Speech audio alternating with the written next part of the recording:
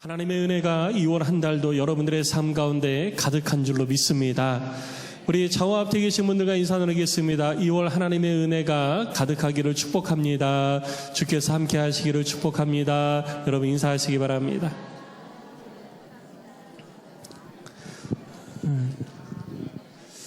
이런 날이 드물죠. 2월 첫날이자 첫 주일입니다.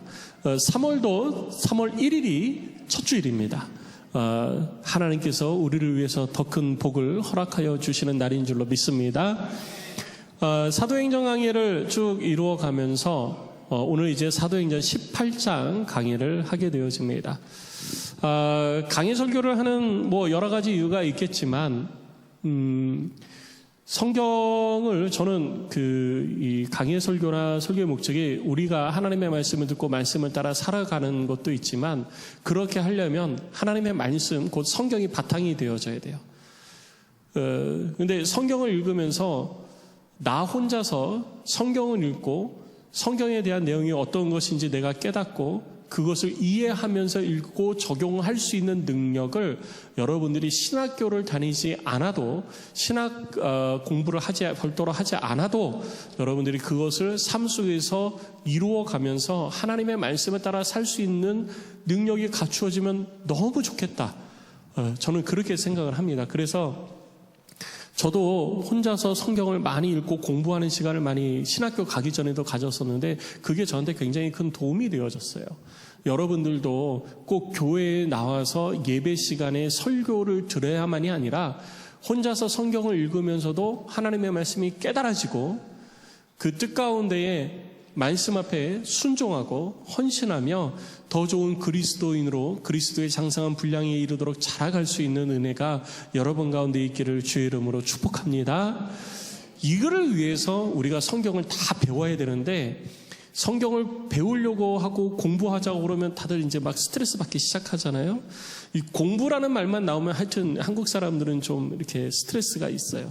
그래서 공부 말고 그냥 설교를 통해 가지고 공부와 그리고 하나님이 주신 이 깨달음에 대한 결단이 함께 어우러졌으면 좋겠다라는 마음으로 강의 설교를 하고 있는 것입니다. 그래서 마태복음을 다 마쳤지만 사도행전이 다 마쳐지고 나면 사도행전 내용을 쭉 설교문을 가지고서 여러분들이 살펴보면 다른 거 참고하지 않아도 사도행전 전체를 이해하고 사도행전을 바탕으로 해서 바울 서신서까지 이해하고 그것을 공부하고 또 삶 속에 적용해 가는데 아마 큰 어려움이 없으리라 저는 그렇게 생각을 하고 있습니다. 자, 오늘 18장 말씀을 함께 살펴보겠습니다. 바울이 2차 사역을 하는 가운데에 마게도냐로 건너와서 빌립보에서 사역을 했죠. 빌립보에서 사역을 하다가 데살로니가로 옮겨가고요. 데살로니가에서 사역을 하다가 베레아로 옮겨갑니다. 그리고 베레아에서 사역을 하다가 어려움이 있어서 유대인들의 회방과 그리고 이 조롱이 있었고 또 좀 위협이 있다 보니 사역을 할 수가 없어서 실라와 디모데는 베레에다 남겨두고 아덴으로 바울이 이동을 합니다. 아덴으로 바울이 이동을 할 때 바울 곁에서 바울과 함께 이동한 사람들이 있었어요. 그래서 바울이 그들에게 아덴에 도착한 후에 너희들 베레아로 돌아가면 실라와 디모데를 내가 있는 곳으로 좀 보내달라라고 부탁을 하죠. 그리고 그때부터는 혼자 사역을 합니다. 외로움의 사역이었어요. 그 전에는 디모데도 있었고 실라도 있었죠. 영화와 그리고 이 하나의 드라마 장면이 생각이 나죠. 이제는 실라도 가고 디모데도 없고 주님이 나와 함께 하시니 난 주님과 함께 한다라는 마음을 가지고 사역을 했을 거예요. 아덴에서 사역을 하는데 아덴에서 또 열매들이 있었습니다. 그리고 아덴에서 사역하던 바울은 그곳을 떠나가지고 그 옆에 있는 고린도로 옮겨가게 되어지죠. 그리고 그 고린도에서의 사역이 오늘 본문의 내용입니다. 고린도에 도착했는데 고린도에 대한 상황을 먼저 우리가 알아야지 돼요. 아덴에서 고린도까지는 약 80km 정도 떨어져 있는 곳입니다. 그리고 고린도로 넘어가기 위해서는 좁은 해협을 통과를 하게 되어지는데요. 그 해협에 지금도 운하가 있어요. 그래서 우리는 그 운하를 고린도 운하라 이렇게 부르고요. 지금도 운하가 계속 일을 하고 있습니다. 운하로 배들이 다니고 있어요. 바다 가운데에서 이 아시아에서 유럽 로마로 가는 길목입니다. 여러분 보시는 바와 같이 저 안에 쑥 들어가 있는 있잖아요. 에베소에서 아덴 사이에 쑥 들어간 저 사모드라게 밑에 있는 바다가 에게해입니다. 에게해. 왜 에게해냐? 잘 보시면 이해가 되시죠? 네. 지중해에 비해서 에게해 요만하다. 그래서 에게해 이렇게 그냥 이해하시면 됩니다. 저 바다를 에게해라고 그러는데 그 에게해에서 옆에 지중해로 넘어가서 로마로 들어가는 길목에 위치한 곳이 고린도예요. 그러니까 배들이 다 고린도 운하를 통해서 가고 고린도 그 해협을 통해서 가야 빨리 갈 수가 있는 거예요. 그래서 고린도에 정박을 했다가 물살에 맞춰가지고 넘어가게 되어지는데 그러다 보니까 고린도가 이 항구가 굉장히 발달을 하게 되어졌고요. 그 고린도에 항구가 발달하니까 무역이 활발하게 이루어져서 경제적 수준이 굉장히 높았습니다. 그리고 무역이 이루어지다 보고 많은 사람들이 오다 보니까 문화도 발달을 했는데 당시에는 문화가 발달을 하면 우상이 발달을 하게 돼요. 그래서 대형 신전 정도가 아니라 초대형 신전이라고 하는 엄청난 크기의 신전들이 최소 26개 이상이 고린도에 집중되어져 있었던 거예요. 신전이 많았는데 그 신전이 많다는 것은 또 하나 음란과 부패가 성행했다는 것을 당시의 문화를 통해서 알 수 있습니다. 고린도시에 아프로디테 여신을 섬기는 신전이 있었는데 이 아프로디테 여신은 풍요와 그리고 음란의 신입니다. 그래서 아프로디테 이 여신을 섬기는 신전에는 그 매춘부가 약 1000명 이상이 거하고 있는 그런 곳이에요. 그래서 사람들이 풍요의 신 아프로디테를 찾아와서 제사를 드리고 거기에서 매춘부들과 함께 음란한 일들을 즐기고 그리고 또 다음 장소로 이동을 하는 일들이 비일비재했던 것입니다.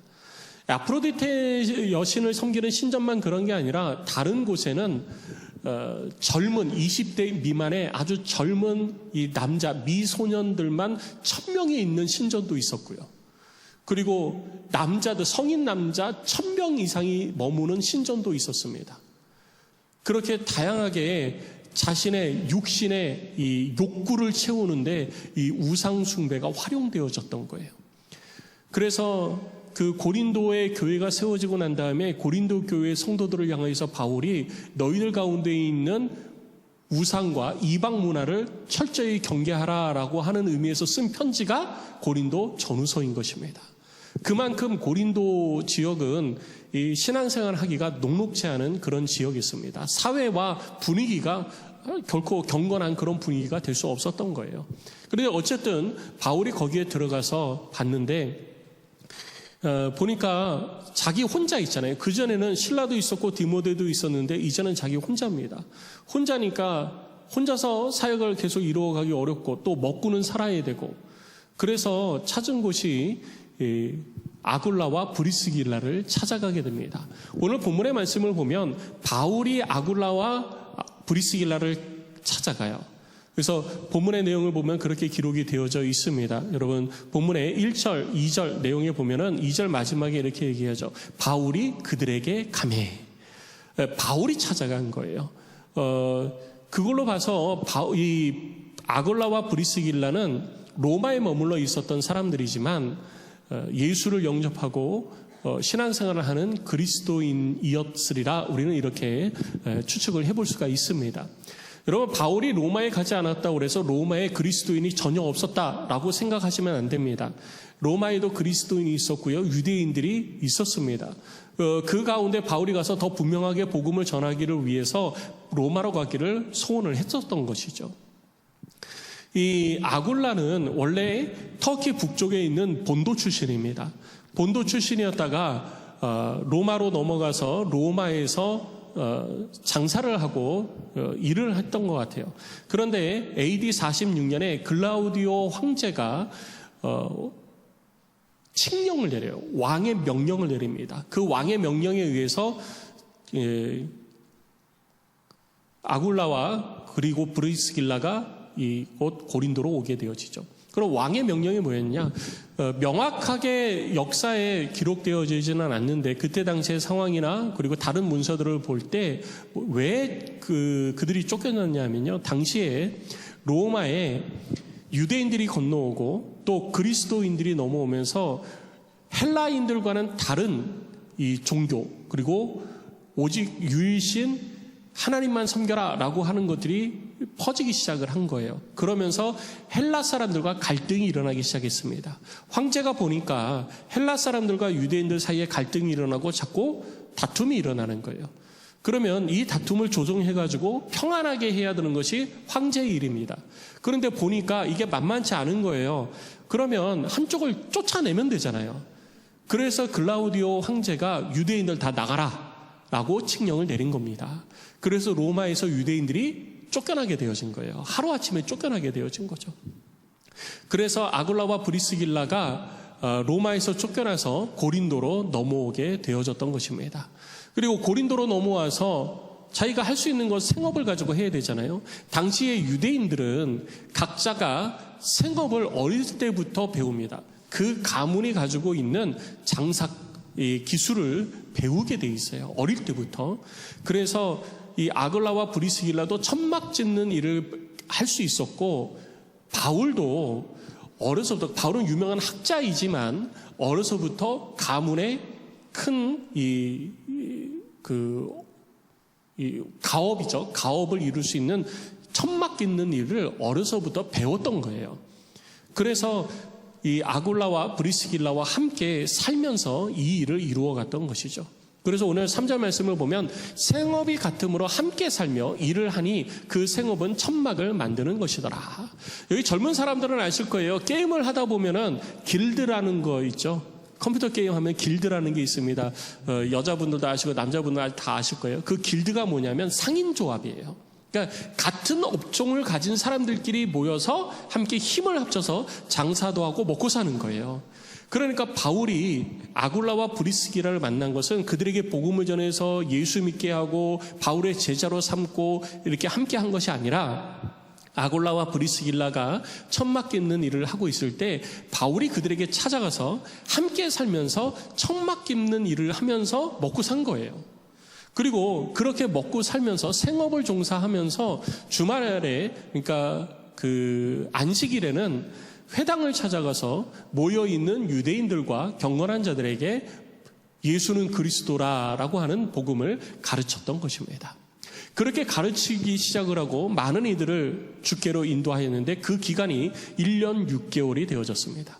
그래서 바울은 그곳에서 1년 6개월 동안 회당에서 사람들을 가르친 거예요. 그렇게 가르치고 있을 때 드디어 위쪽에서 실라와 디모데가 내려와서 고린도에 도착을 해서 바울과 합류하게 되어집니다. 중간에 아마 편지를 보냈을 거예요. 나 아덴에 떠나서 고린도에 와 있으니까 고린도로 와라 라고 편지를 보냈을 겁니다. 그리고 그들이 왔을 때 그들의 손에 좋은 소식이 들려 있었어요. 빌립보서 4장 15절 말씀을 보면 빌립보 교회의 상황에 대해서 알고 이야기를 해줍니다. 뭐라고 적혀 있냐면 빌립보 사람들아 너희도 알거니와 복음의 시초에 내가 마게도냐를 떠날 때 여러분 2차 사역 때 기억나시죠? 빌립보에 도착했다가 어디로 가죠? 데살로니가 거쳐서 베레아 거쳐서 아덴 거쳐서 고린도로 왔잖아요. 너희들 있는 그 마게도냐를 떠날 때 주고받는 내 일에 참여한 교회가 너희 외에 아무도 없었느니라. 그곳에서 떠날 때 바울에게 선교 헌금을 보낸 거예요. 그래서 디모데하고 실라가 그곳에서 내려올 때 빌립보를 거쳐서 다시 내려올 때 그들 손에 선교비를 들려서 바울에게 전달을 하게 되어집니다. 그래서 성경을 보면은요, 바울이 아굴라하고 브리스길라하고 함께 살다가 이제는 회당 옆에 있는 집으로 옮겨가게 되어져요. 디도 유스도라 하는 집으로 옮겨가서 거기서 삽니다. 그러니까 바울이 선교비가 부족했을 때에는 생업을 했지만 이 천막 깁는 일을 했지만 생업이 이제는 할 필요가 없을 정도로 선교비 지원이 되어지면 더 이상 생업을 안 한 겁니다. 우리가 바울은 이 자비량 사역을 하면서 계속 사역을 했다라고 얘기하는데 아니에요. 바울이 삶을 살아가는 데 있어서 도움을 받을 수 없을 때는 생업을 했지만 주의 일을 하는 데 있어서 생업을 하지 않아도 된다. 그러면은 생업을 안 하고 주일에 전념을 했던 모습을 우리들이 볼 수 있는 것이죠. 자, 이렇게 빌립보에서 선교원금도 보내고, 그리고 데살로니가서 3장 내용을 보면 데살로니가 3장 내용에 데살로니가 사람들의 신앙에 대해서 이야기를 해주고 있습니다. 6절 7절 내용에 보면 데살로니가에 바울이 나중에 편지를 보냈어요. 그 편지에 보면 이렇게 이야기합니다. 지금은 디모데가 너희에게로부터 와서, 지금 내려왔잖아요. 고린도로 디모데가 내려온 거예요. 데살로니가를 거쳐서 내게로 내려왔는데 너희 믿음과 사랑의 기쁜 소식을 우리에게 전하고, 또 너희가 항상 우리를 잘 생각하여 우리가 너희를 간절히 보고자 함과 같이 너희도 우리를 간절히 보고자 한다 하니. 7절입니다. 이러므로 형제들아, 우리가 모든 궁핍과 환난 가운데에서 너희 믿음으로 말미암아 너희에게 위로를 받았노라. 그러니까 바울이 데살로니가에서 복음을 오래 전한 건 아니에요. 그런데 디모데가 내려오면서 신라와 함께 데살로니가를 거쳐서 내려와서 이야기를 해주는 것을 들어보니 궁핍과 환난 가운데에서도 신앙생활을 잘하고 있대요. 잘하고 있대요. 그것이 바울에게 큰 위로가 된 겁니다. 바울은 지금 혼자 고린도에 뚝 떨어져가지고 생업을 하면서 복음을 전하고 있잖아요. 고대요, 힘들어요, 어려워요. 삶이 녹록지 않아요. 그런데 자기가 복음의 씨를 뿌린 것에 대한 열매들이 맺혀지고 있다는 얘기를 들은 거예요. 그래서 너무 감사하고 너무 기뻤다라는 것이죠. 목회자의 감사와 기쁨 많은 것들이 있지만 저도 맛있는 거 먹을 때 즐겁고요, 행복합니다. 누가 옆에서 막 웃겨주면요, 저도 재밌어요. 그런데 저에게 가장 큰 기쁨과 만족을 주는 것은 주님께로부터 오는 기쁨과 만족도 있지만, 이 땅에서 누릴 수 있는 이 사역 가운데 누리는 기쁨과 만족은 성도들이 설교를 듣고 또 교회에서 신앙생활을 하고 신앙을 배우고 하면서 하나님 앞에서 더 좋은 그리스도인으로 자라가고 있다. 매일매일 삶 속에서 하나님의 일하심을 경험하고 있다. 그래서 너무 행복하다. 그런 이야기를 들을 때 제게 큰 만족이 있고 기쁨이 있습니다. 사역이 아무리 힘들고 고달파도요, 그것이 한순간에 싹 사라지더라고요. 누가 그러더라고요. 목사님은 일주일에 딱 하루, 그것도 오전에만 일하시는데 목사님은 참 좋으시겠어요. 그렇게 얘기하더라고요. 그래서 제가 가끔 그러죠. 일주일 동안 저하고 한번 따라다니면서 같이 살아보십시다. 새벽 4시부터 일어나서 이제 같이 한번 살아보십시다. 이제 제가 그렇게 얘기도 하는데, 그 피곤함, 그 어려움, 인생의 고달픔, 육체의 고남, 이런 것들이 성도들의 신앙 성숙에 대한 이야기를 듣고 간증을 들으면요, 한순간에 싹 사라지고 눈에서 감사의 눈물이 막 흐르는 거예요. 바울도 그런 거죠. 너무 기쁘고 행복한 거예요. 그래서 그때서부터 하나님의 손에 붙들려가지고 하나님의 말씀에 붙들려서 담대히 복음을 전했다라고 성경은 기록하고 있는 것입니다. 이렇게 복음을 전하여서 많은 이들이 예수를 믿게 됐는데, 아굴라와 브리스길라 집에서 같이 살던 바울이 이제 선교비가 충당이 되어졌어요. 더 이상 일을 하지 않아도 돼서 회당 옆에 살고 있는 디도 유스도라는 집으로 이사를 갑니다. 바울도 이사를 참 많이 다녔어요. 디도 유스도라는 집으로 이사를 갔는데 회당 바로 옆이에요. 그래서 그때 당시에 회당장이 그리스보라는 사람인데, 이 그리스보라는 사람을 향해서 복음을 전하고 그리스보와 그 가족, 그리고 회당에서 있는 많은 헬라인들과 유대인들에게 복음을 듣고 예수를 믿고 세례를 받게 되어집니다. 그래서 아름답고 풍성한 열매들이 많이 맺혀져요. 이런 열매들이 맺혀지는 걸 보면서 누가 가만히 있지 않을까요? 항상 똑같습니다. 유대인들이 가만히 있지 않죠. 그래서 유대인들이 바울을 고발을 합니다.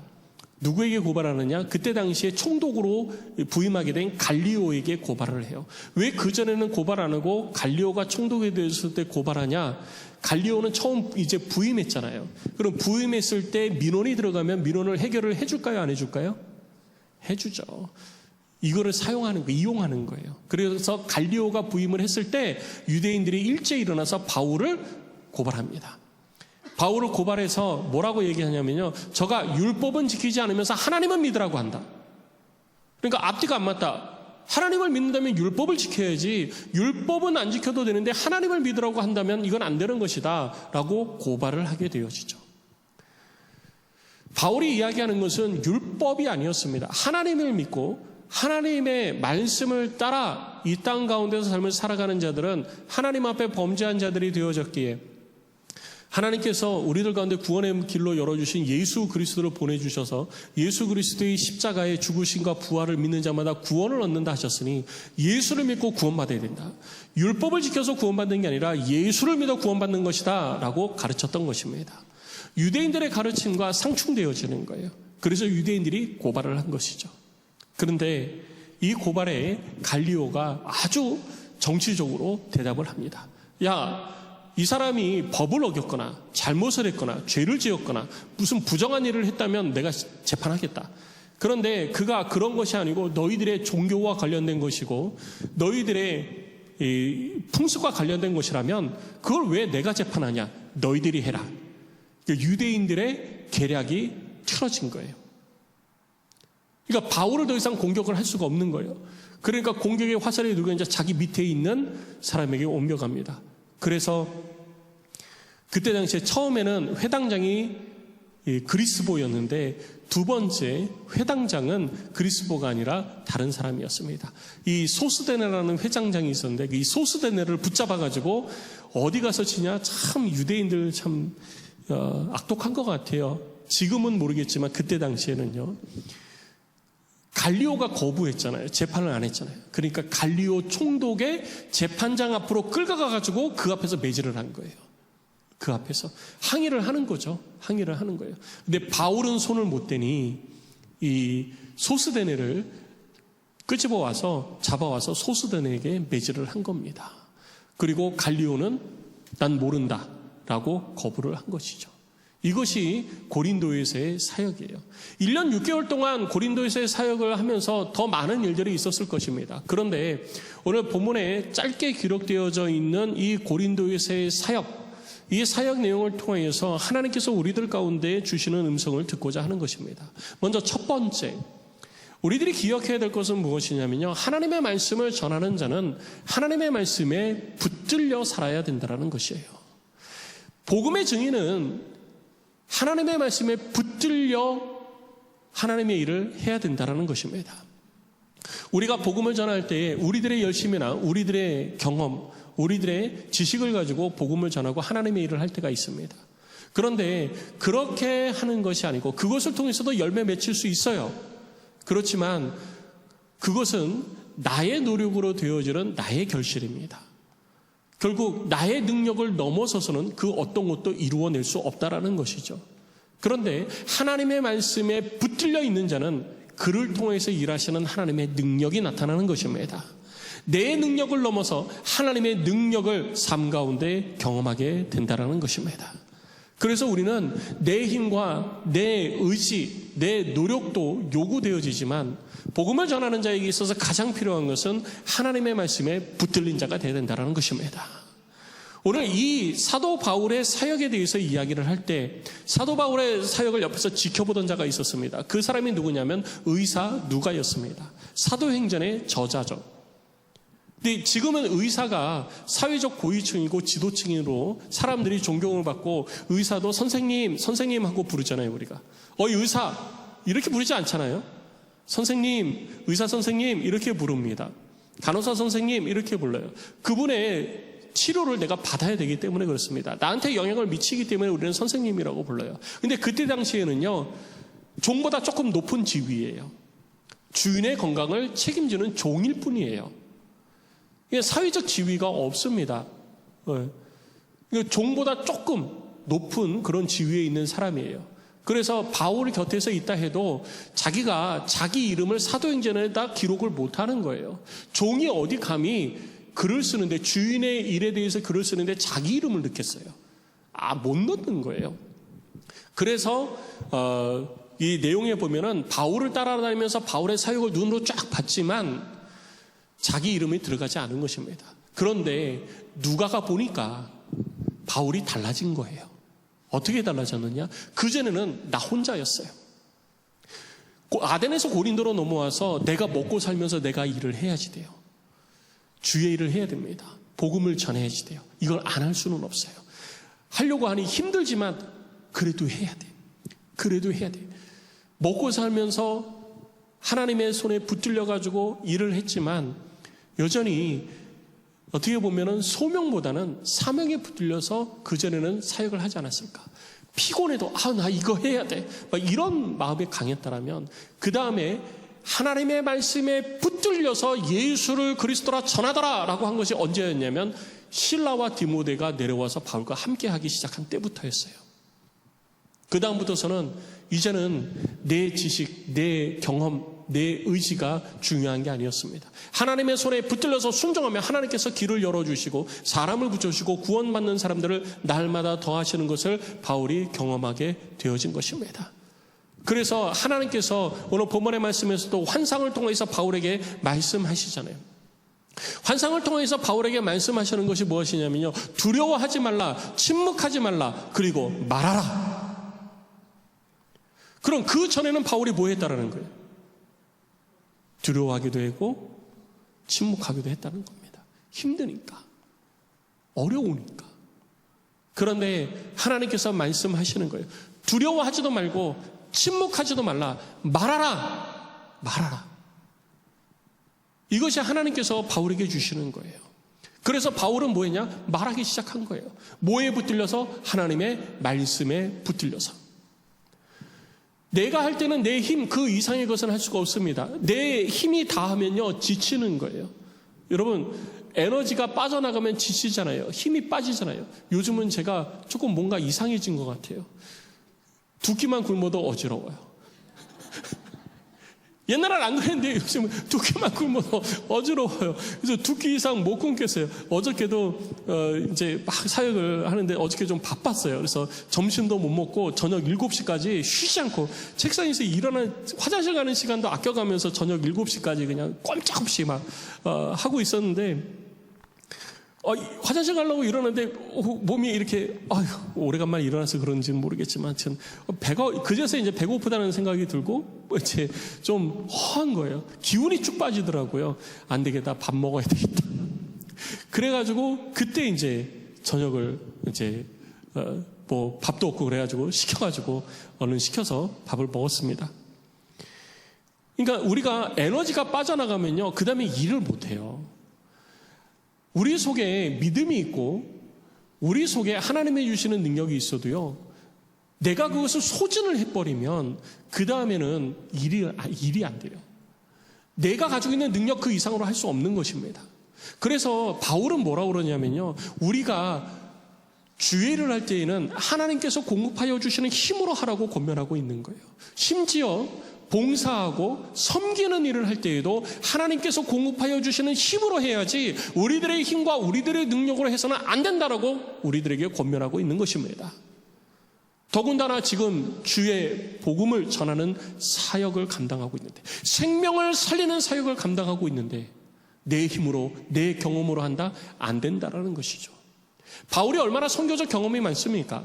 1차 사역 마치고 2차 사역에서도 수많은 고난과 감옥에 갇히면서 핍박을 받으면서 돌에 맞아 죽으면서까지 복음을 전하고 많은 이들이 구원을 받고 세례를 받고 주께로 나오는 역사가 있었습니다. 얼마나 그 마음에 경험이 있어요. 담대함이 있습니까? 그래서 그렇게 했겠죠. 그런데 오늘 누가가 기록한 것처럼 실라와 디모데가 내려와서 바울과 합류하고 더 담대히 하나님의 말씀에 붙들려서 복음을 전하기 시작했을 때 고린도의 수많은 사람들이 예수를 믿고 회당장 그리스도와 그 가족이 예수를 믿고 구원받고 세례를 받는 아름다운 열매들이 맺혀지기 시작을 했다라는 것입니다. 하나님의 일은 내 힘으로 하는 게 아닙니다. 주께서 공급하여 주시는 힘으로 하는 것입니다. 그래서 우리는 올해 111 운동으로 생명의 씨를 뿌리자라고 했는데, 이 생명의 씨를 뿌리는 것은요 내 힘으로 되는 게 아니에요. 그래서 생명의 씨를 뿌리려면 뭐부터 하자고요? 하나님의 말씀부터 알아야 되는 것입니다. 그래서 말씀을 읽자라는 거예요. 성경을 읽으십시오. 성도 여러분, 성경 읽으시기 바랍니다. 하루에 1시간이 안 되더라도 힘껏 여러분들이 지금 하실 수 있는 힘껏, 그것이 30분이 됐든 40분이 됐든 이전보다 더 힘껏 성경을 읽으십시오. 그리고 그 말씀이 내 속에 들어오면 그 말씀을 따라 삶을 살기 위한 기도가 있어야지 되는 거예요. 하나님, 주의 말씀을 들었습니다. 주님 내게 힘 주셔서 이 말씀이 나를 통해서 나아가 열매 맺을 수 있도록 주님 내게 힘 주시옵소서. 이 기도가 수반되어져야 되는 거예요. 그래서 기도해야 된다는 것이죠. 이전보다 더 기도하시기 바랍니다. 하루 1시간이 안 되면 30분이라도 40분이라도 이전보다 더 내가 말씀을 부여잡고 기도하는 자가 돼야 되는 것입니다. 그래야 입을 열어 복음을 전할 수 있는 거예요. 복음을 나누자고 얘기할 때 제가 작년에, 재작년에 몇 번 이렇게 대화를 하면서 얘기했을 때 제가 한번 얘기했죠. 가족끼리, 믿음의 식구들, 그냥 우리 가족, 다 가족이에요. 다 믿어요. 다 예수를 주로 고백하고 교회에서 열심히 하고 다 직분자예요. 그런데 밥 먹으면서 복음 얘기를 안 한대요. 왜 안 하세요? 왜 애들하고 얘기 안 하세요? 아이, 섣불리 얘기했다가 뭐라고 또 밥 먹으면서까지 그러면 어떡하나, 뭐 그런 걱정도 되고. 엄마 여긴 교회 아니야. 그런 생각 말 들으면 또 내가 뭐라고 해야 되나, 막 그런 거 고민하다가 얘기를 안 한대요. 내가 예수 믿고 우리 가족이 다 예수 믿고 아이들도 예수 믿고 식탁 교제를 하는데 복음이 안 나와요. 내 마음에 담대함이 사라졌어요. 가족 안에서도 담대하게 복음이 얘기가 안 되어져요. 그러니 가족 밖에 예수를 믿지 않는 사람에게 어떻게 내가 복음을 얘기할 수 있고 그들과 어떻게 복음을 나눌 수 있겠습니까? 우리 가족에서부터, 우리 식탁에서부터 복음이 먼저 나누어지고 얘기되어져야 될 줄로 믿습니다. 이를 위해서 우리들은 힘들고 겁없고 겁 많고 나약하니까 하나님의 도우심을 받아야죠. 그래서 바울에 대해서 얘기하잖아요. 하나님의 말씀에 붙들려서 복음을 전하기 시작했을 때 아름다운 열매가 맺혀진 것처럼 2026년 하나님의 말씀에 붙들려서 주의를 감당할 때 여러분들의 삶 속에 아름다운 열매가 맺혀지는 은혜가 있으시기를 주의 이름으로 축원합니다. 그리고 두 번째 우리가 기억해야 될 것은 하나님의 교회는 함께 세워가는 것입니다. 함께 해야지 돼요. 오늘 3절 말씀을 보면 이렇게 기록이 되어져 있습니다. 오늘 3절 말씀에 생업이 같음으로 함께 살며 일을 하니 그 생업은 천막을 만드는 것이라. 여러분 성경을요 조금만 생각하면서 한번 읽어보세요. 오늘 보면은 생업이 있고 일이 있습니다. 그렇죠? 생업이 있고 일이 있어요.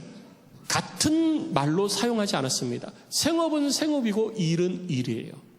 그런데 참 바울의 신앙과 삶을, 그리스도의 삶이 어떠해야 되는지 이게 3절 말씀 한 줄로 나타나는데요. 생업이 같기 때문에 함께 사는데 함께 살면서 뭐 했어요?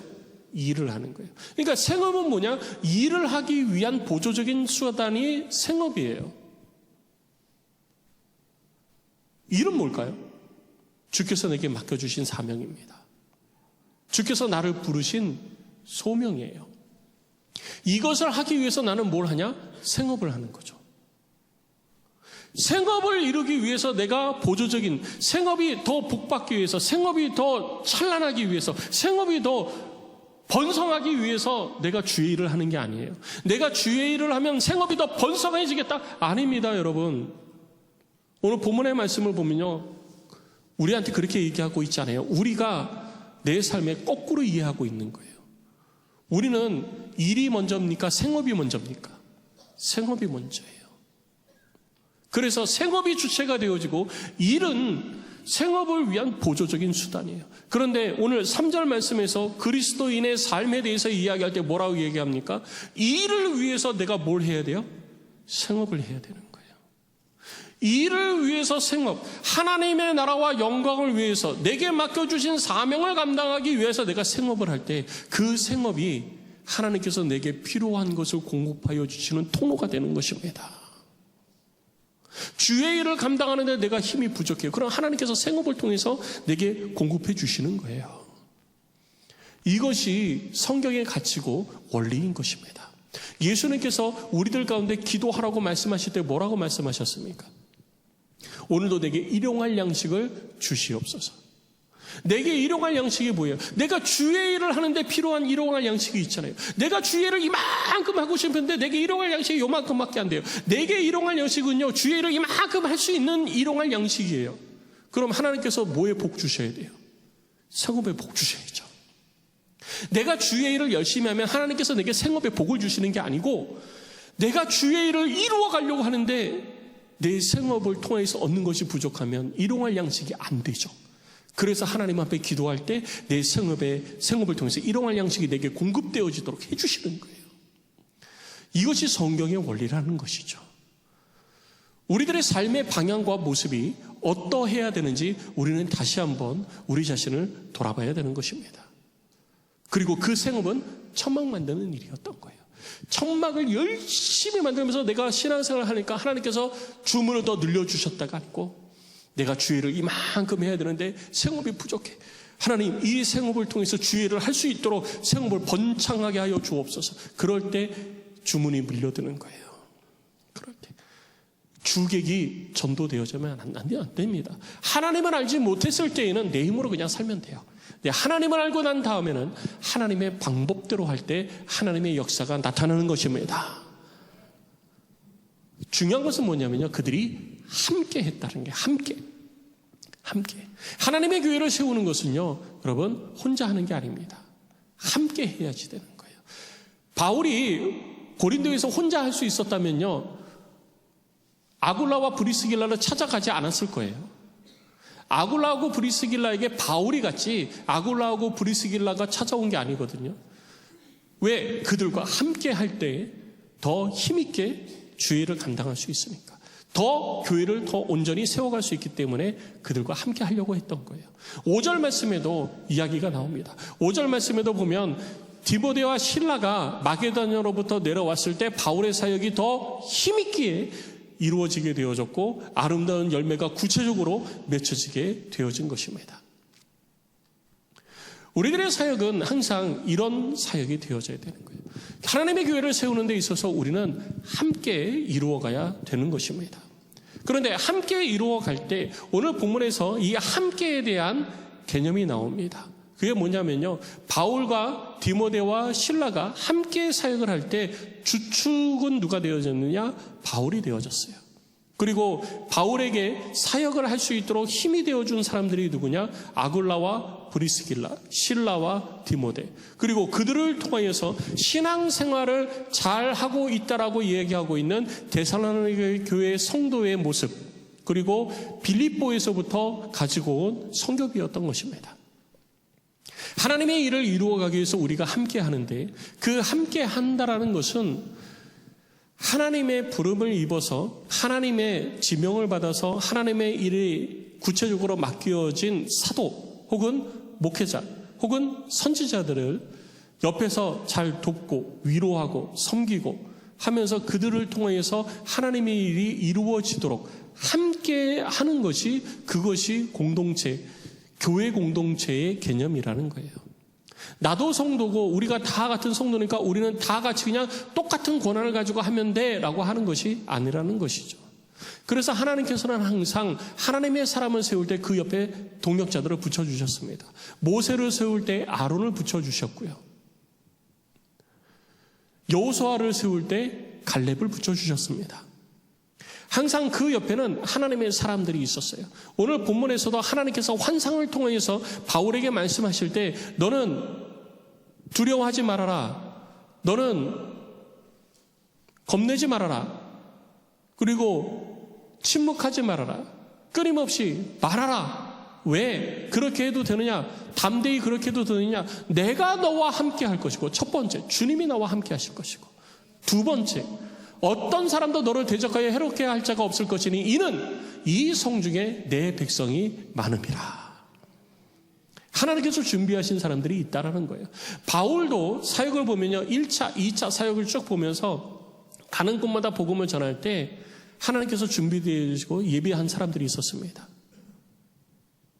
빌립보에 도착했을 때 루디아가 있었고요, 그리고 바나바가 있었고요, 바나바가 떠나니까 실라가 있었고 디모데가 있었습니다. 그리고 브리스길라와 아굴라가 있었고요. 그리고 성경에 보면 나와 있듯이 디도가 그 곁에 있었습니다. 이와 같이 하나님께서 바울을 사용하실 때 바울만 너만 열심히 해, 다른 사람은 열심히 안 해도 너만 열심히 하면 돼, 이렇게 하지 않으셨어요.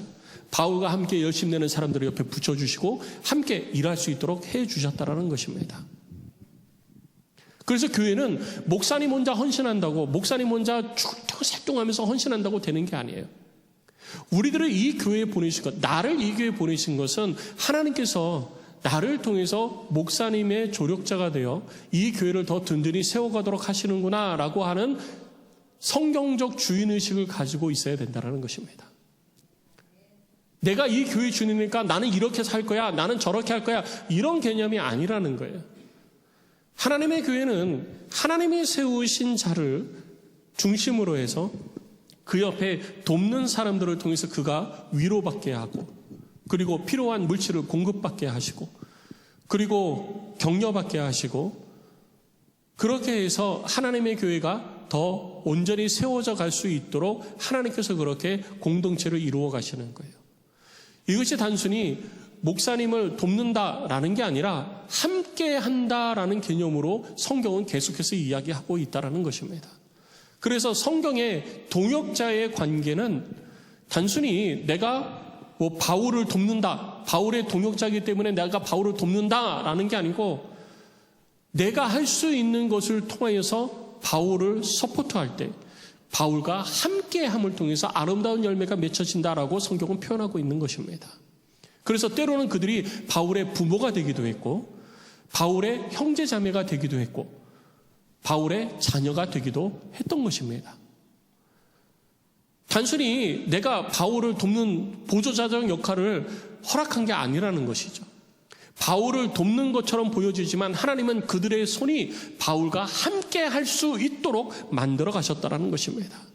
그래서 우리는 교회에서 사역을 할 때 하나님께서 나를 통해서 목사님과 함께 하도록 하시는구나, 나를 통해서 목사님과 함께 할 때에 때로는 물질로, 때로는 헌신으로, 때로는 섬김으로, 때로는 위로로, 때로는 격려로, 때로는 사랑으로 하나님께서 이렇게 함께하게 하시는구나 라는 것을 우리가 깨달아야 된다는 것입니다. 그렇게 할 때 교회가 하나님의 뜻 가운데 바로 세워지는 거예요. 에베소서 2장 말씀에 하나님의 교회에 대해 가지고 명확하게 우리들 가운데 이야기를 해주고 있습니다. 에베소서 2장 20절로 22절 말씀은 교회론의 정수라고 이야기를 할 수 있습니다. 하나님의 교회가 어떻게 우리들 가운데 세워지느냐, 에베소서 2장 20절을 통해서 함께라는 개념이 어떤 것인지 우리 가운데 가르쳐주고 있어요. 우리 한번 읽어볼까요? 20절입니다. 같이 읽습니다. 시작. 너희는 사도들과 선지자들의 터 위에 세우심을 입은 자라. 그리스도 예수께서 친히 모퉁이 돌이 되셨느니라. 예수 그리스도께서 모퉁이 돌이 되신 거예요.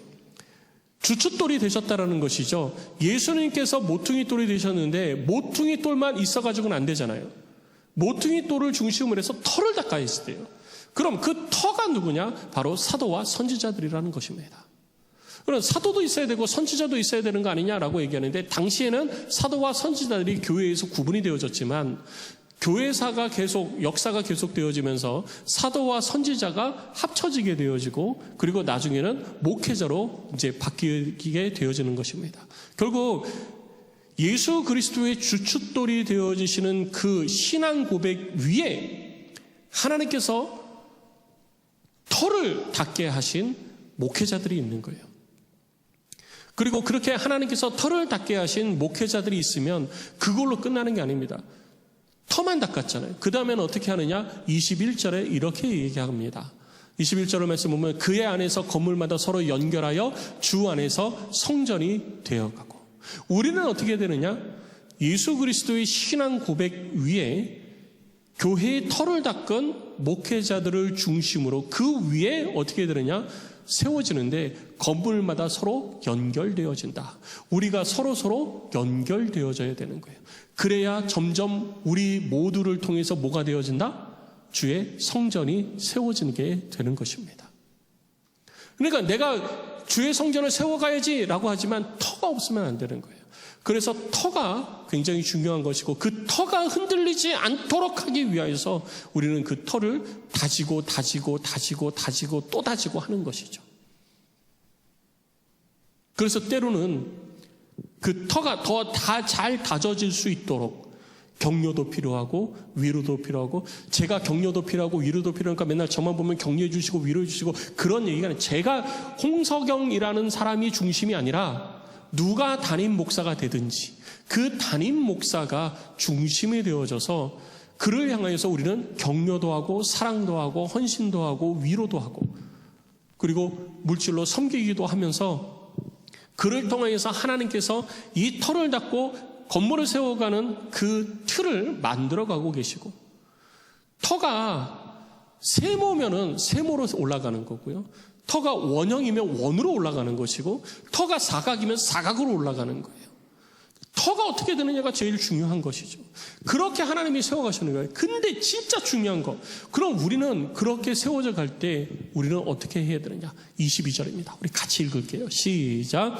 너희도 성령 안에서 하나님이 거하실 처소가 되기 위하여 그리스도 예수 안에서 함께 지어져 가느니라. 내가 좋은 그리스도인에서, 내가 성령의 능력을 힘입어 성령의 이 권능을 받아서 내가 좋은 그리스도인이 되어져서 하나님의 임재를 경험하는 내가 성전이 되기 위해서는 어떻게 해야 된다? 그렇게 함께 지어져 갈 때 내게도 그런 은혜가 있다라는 것입니다. 나 혼자 되는 거 아니에요. 나 혼자 되는 거 아닙니다. 터 위에 내가 함께 이루어 갈 때 그것이 내가 좋은 그리스도인이 되는 방법이라는 거예요.